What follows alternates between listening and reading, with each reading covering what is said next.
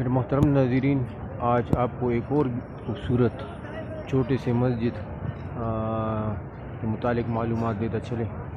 یہ مسجد ابوبکر صدیق رضی اللہ عنہ یہ مسجد ہے، ایک چھوٹی سی مسجد ہے اور گنبد بنا ہے، اس پر ایک مینار ہے۔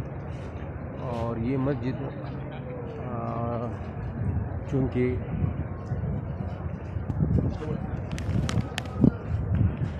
حضرت ابوبکر صدیق رضی اللہ عنہ نے رسول اللہ مبارک کے ابتداء میں، چونکہ یہی وہ مقامات ہیں جہاں پر حضور علیہ السلام نے عید کی نمازیں پڑھی تھی، تو یہ مسجد علی بن ابی طالب، مسجد ابوبکر صدیق اور مسجد امامہ، یہ سارے تقریباً ایک دوسرے کے بالکل قریب ہیں۔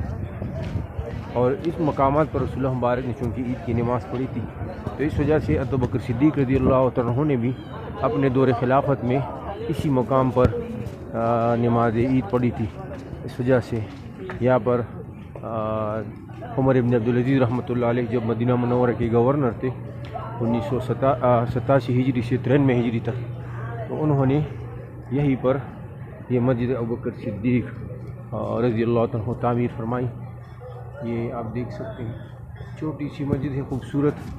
آپ کو مسجد کے ارد گرد گھما کر ان کی زیارت کراتے ہیں، اور اس میں پتھر کا استعمال ہوا ہے۔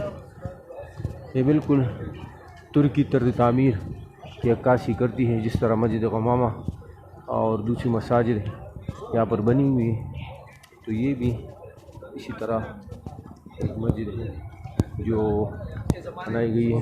تو یہ تاریخی نوعیت کے خوبصورت مساجد یہاں پر لوگ آتے ہیں اور ان تاریخی مقامات کی زیارت کرتے ہیں۔ یہ مسجد بھی بن پڑی ہے، کیونکہ یہ بالکل مسجد نبوی کے عین سامنے بالکل واقع ہے۔